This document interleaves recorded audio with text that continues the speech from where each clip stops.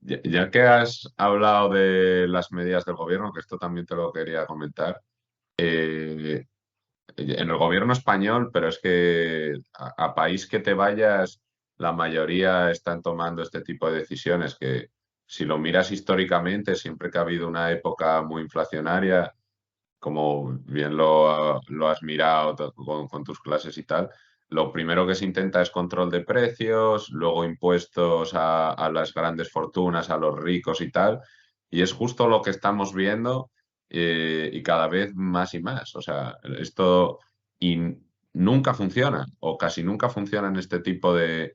O sea, ahora quería ver también eso, ¿tú qué opinas? Porque la mayoría de estas medidas son todavía más inflacionarias. O sea, lo que hay que hacer es dejar de gastar y están básicamente dando dinero para que la gente gaste más. Entonces, es como intentar apagar un fuego con gasolina, me da a mí la sensación. Cuidado que has hablado del control de los precios y ahí déjame desarrollarlo un poquito.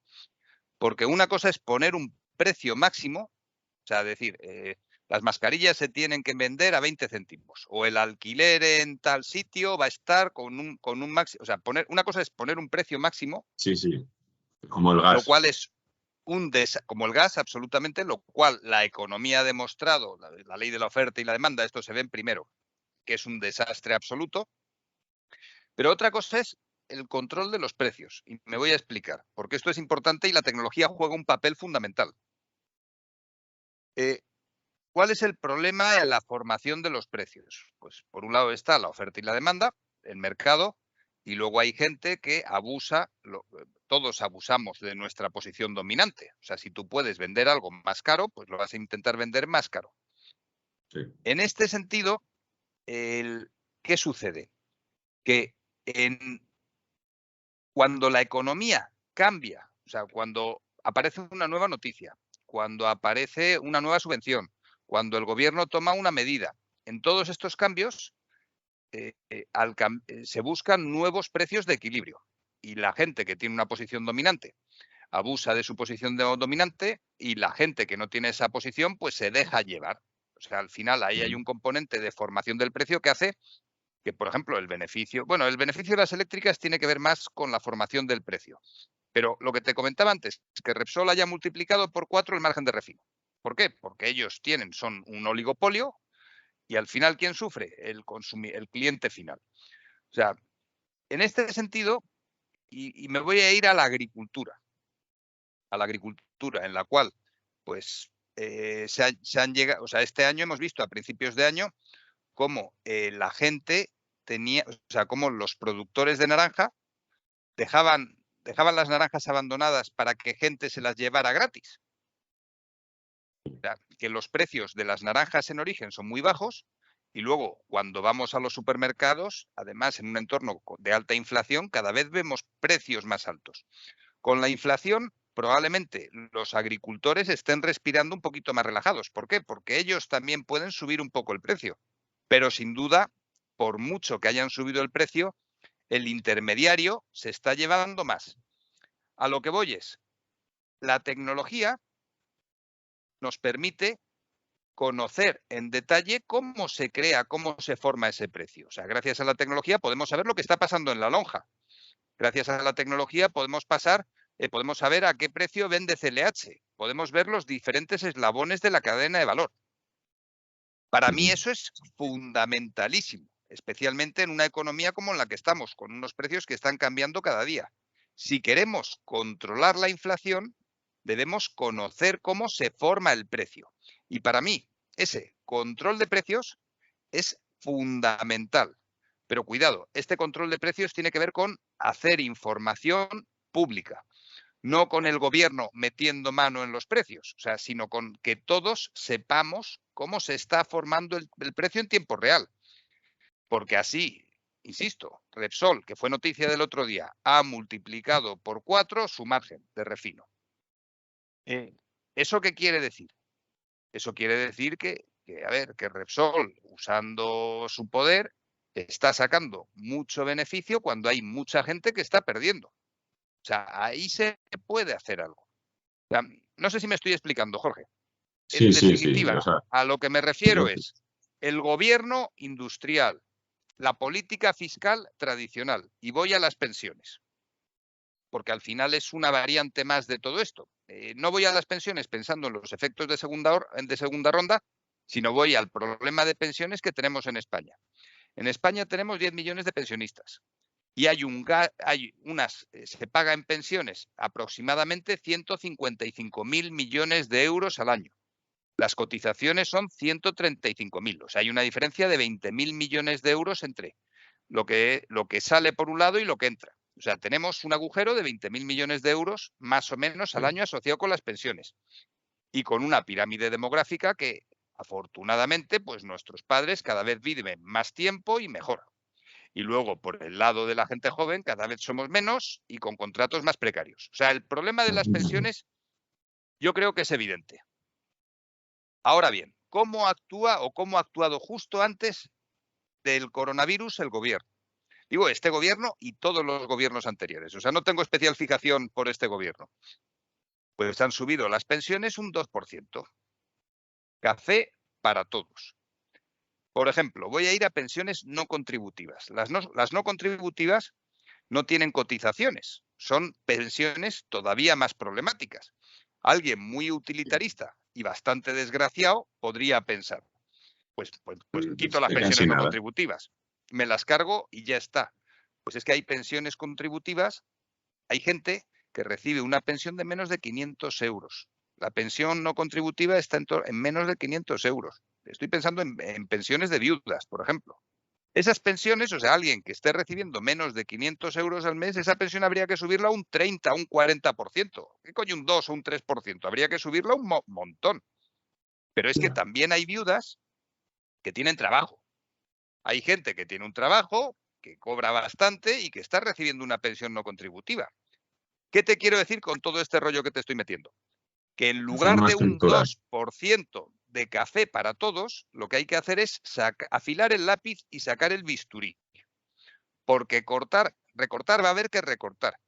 Pero joder, tenemos, y estoy pensando en la línea del control de los precios, tenemos que saber exactamente cuál es la foto que tenemos y quién está cobrando qué, porque en ese detalle, o sea, es que al final te pones a analizar las pensiones y ni mucho menos son todas iguales. Es que, por ejemplo, el ingreso mínimo vital representó solo 3.000 millones de euros frente a un gasto en pensiones de 155.000 millones de euros. Es que al final la gente que menos tiene, como un poquito, le está resolviendo la papeleta. Y es que probablemente hay un montón de pensiones de más de 2.000, 3.000 euros que probablemente haya que mirar con un poquito más de detalle.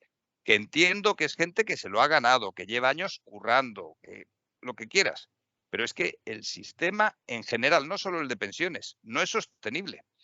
Y lo que tenemos que hacer es, pues, lo del control de precios. O sea, saber en detalle qué está pasando. Y la tecnología nos permite conocer ese detalle. Lo que no tiene sentido es que sigamos en el siglo XVIII o XIX.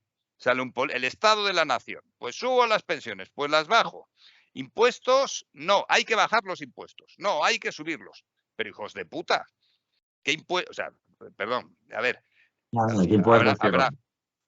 No, pero al final hay una serie de impuestos que sí que hay que subir y hay otra serie de impuestos que no hay que subir, pero es que hay que mirarlos todos con detalle. ¿Por qué? Porque tenemos que rediseñar la política fiscal entera. Es que en España la política fiscal que tenemos ahora es la misma que teníamos en los años 80. Y en los años 80 teníamos una senda de pensiones que era sostenible, no había y economía boom? digital, y en los años 80, pues los coches, los trabajadores, era un mundo pues que ponga la gente cuéntame y lo vea. Bueno, mejor algo de Telecinco, digo, de 4. Que no, perdóname. A ver, lo que te quiero El decir nodo. es, a ver, el tema es que el sistema fiscal ya no funciona. Es que nuestro sistema económico es de una época que ya no existe y hay que redefinirlo. Pero es que lo tenemos que redefinir. No hemos hablado del invierno ruso y me voy a apuntar también en la lista del invierno ruso, me voy a apuntar también el pacto de rentas. Llegaremos, llegaremos. No te El preocupes. pacto de rentas. Perfecto. Yo, o sea, Ha lo quedado claro que más o menos la idea. O sea, al Sí, final, pero ¿la inflación qué es? Por ponerlo, porque lo veas muy claro. Tú imagínate que estás intentando escribir. O sea, la economía al final es un lenguaje, la economía es una comunicación y para que se dé esa comunicación tiene que haber paz, tiene que haber tranquilidad. Y el lenguaje económico del comercio, o sea, la manera que tenemos de comunicar nuestros intereses es a través del precio. Pues imagínate que tratas de escribir y se te está moviendo la mesa. Pues intentar gestionar un país, un sistema económico con inflación es equivalente a tratar de escribir con una mesa que se está moviendo. sí, Cualquier cosa que hagamos o que intentemos hacer con inflación está abocada a salir mal. Piensa en el objetivo del Banco Central Europeo. Es única y exclusivamente controlar la inflación. sí, o sea, ahora cualquier persona que tenga un negocio tiene que estar dedicando varias horas a la semana solo a ver cómo sube los precios, a ver cómo está variando todo. Hay mucha inseguridad en todo esto, pero esta reforma que tú dices, eh, evidentemente es uno de los grandes problemas de la democracia, que muchas veces necesitas medidas impopulares que van a ser jodidas en el corto plazo, pero en el medio y en el largo van a venir bien. Y aquí no es por este gobierno, igual que tú, lo veo en casi todos. Eh, Nadie quiere salir ahí a la palestra y decir, no, no, a ver, señores, estamos bastante fastidiados. Necesitamos recortar en esto y recortar en esto. Porque lo que llevas oyendo todo este tiempo ha sido, es el coronavirus, vamos a salir con un PIB del 6, vamos a salir de puta madre, no sé qué, tal, tal. Y ahora, cada poco eso, o sea, cada vez la gente ya se está dando cuenta que no es así ellos, pero siguen con esa misma mentalidad de que todo va a salir bien y no pasa nada. Pero mientras sigan así, ni siquiera vamos a poder hacer algún tipo de cambio real, porque, y imagino que opinas igual, pero que en una época inflacionaria no puedes seguir gastando y gastando y gastando. A ver, al final la reforma va a haber que hacerla. O sea, o por las buenas o por las malas. Me refiero, imagínate a dos chavales que se estén pegando, ¿no? ¿Qué puede pasar? O pues que hagan las paces o que se maten. Eh, pero cuanto más, ya vamos a poner que no se van a matar, pero cuanto más tiempo tarden en hacer las paces, pues más daño se van a hacer. No, O sea, al final hay que pactar, sí o sí. Estoy pensando en el pacto de rentas, que me da la sensación de que en el corto plazo no lo vamos a ver, porque tanto sindicatos como la COE, Yolanda por un lado, el PSOE por otro, me da la sensación de que el mejor escenario que tienen todos ellos en el corto plazo es no pactar. ¿Por qué? Porque así demuestra cada uno frente a su público que es muy alto, muy más guapo duro. y muy fuerte. ¿Tú crees que Pero las el problema es, reformas van a venir por Europa? Que Europa bueno, sin esto que está duda, sin intentando duda.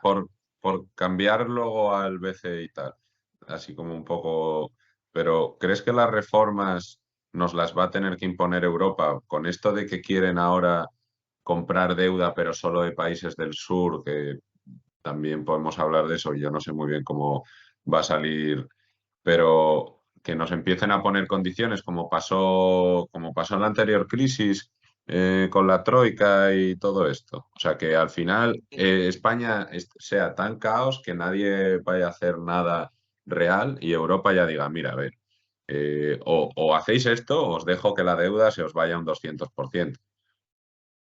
Absolutamente. O sea, siguiendo con el ejemplo, que además, más que dos niños, niñas pegándose, piensa en el cuadro de Goya del duelo a garrotazos. O sea, al Sí, final, si no fuera por Europa, ya habríamos reventado.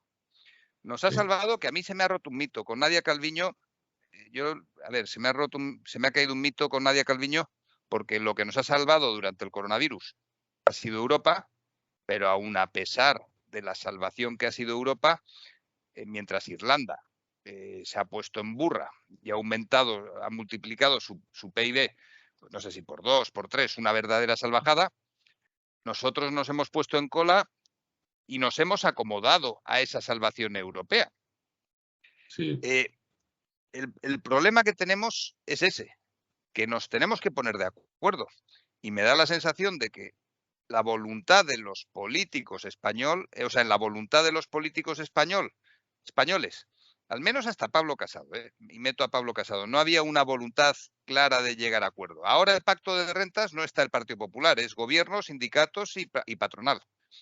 Y a mí me da la sensación de que no van a llegar a ese acuerdo pensando además en que vienen elecciones este año, perdón, el año que viene, y vamos a estar preocupados por la estética durante todo este tiempo. Yo viendo los datos del paro, por ejemplo, que los datos del paro es o sea, que son los mejores Vas a datos, llorar. son los mejores datos del paro de los últimos años, pero es que hay 20.000 personas que siguen en ERTE. Es que hay 41.000 fijos discontinuos que son, o sea, el problema es que yo ya no sé los datos del paro, bueno, y el del INE con el Producto Interior Bruto, corrigió el INE, o sea, corrigió el Producto Interior Bruto el primer trimestre y al poquito dejó de ser presidente del INE. O sea que al final... Sí, sí. Y la inflación, el dato de la inflación tampoco gustó y sí, o sea, Que al final a lo que voy es que Nadia Calviño cada vez la veo más que, más que, más que médica, la veo más bien forense. Y más que veo que se está dejando llevar un poquito por la tanatopraxia.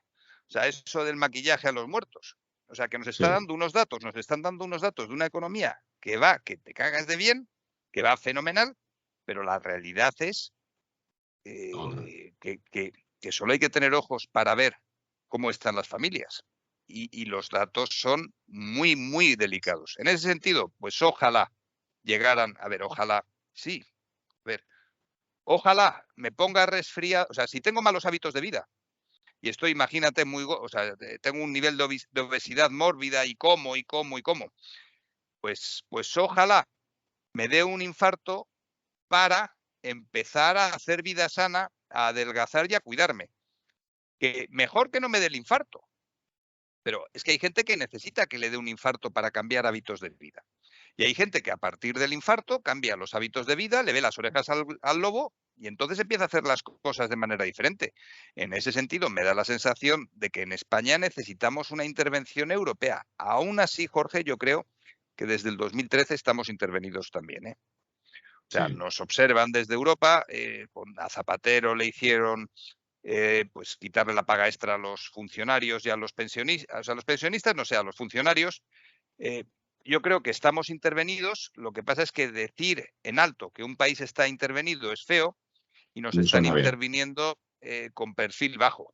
Aún así, es imprescindible, por un lado, en el corto plazo y a un nivel laboral que haya pacto de rentas y a un nivel un poquito más alto es fundamental que haya un pacto de Estado, pero no como el pacto de gobierno que tenemos ahora, sino un pacto de Estado entre los dos partidos más grandes de este país, PP y PSOE.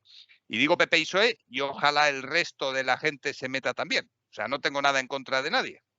Que entre Bildu también, que entren los catalanes, que entren todos. Porque al final lo que nos viene por delante son medidas impopulares pero que hay que hacerlas. ¿Por qué? Porque, joder, ya me gustaría que todo el mundo tuviera...